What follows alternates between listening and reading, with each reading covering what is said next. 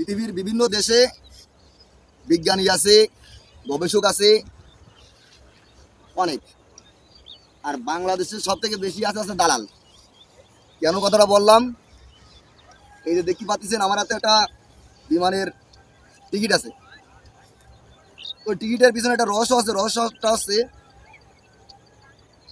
টাকা জমা দেওয়ার আগে দালালে বলেছে যে আজকে ফ্লাইট। এখন পুরো টাকা পরিশোধ করার পরে দালাল বলতেছে যে আরো 3 দিন পরে আসো, 3 দিন পরে ফ্লাইট। তাই বাংলাদেশের দালালদের কথা কেউ বিশ্বাস করবেন না। দালাল হচ্ছে গিয়ে বিষাক্ত সাপের থেকে বলবৎ। পৃথিবীর বিভিন্ন রাষ্ট্রে আপনারা দেখেন, খেয়াল করে যে পৃথিবীর বিভিন্ন রাষ্ট্রে বিজ্ঞানের অভাব নেই, গবেষণার অভাব নেই। আর বাংলাদেশে আপনি যে জায়গায় যাবেন সেই জায়গায় দালাল। দালাল ছাড়া কোনো কথা নেই। আমি মাঝে ছোট একটা ভিডিও দিছিলাম দালালের সাথে, যে আমি নিজেও দালালের খপ্পরে পড়িলাম। আমার ভাই বিদেশে যাবে, এই কারণে আমি গেছিলাম। যাওয়ার পরে টাকা জমা দিলাম। টাকা জমা দেওয়ার পরে বলতেছে যে ফ্লাইট আজকে হবে না।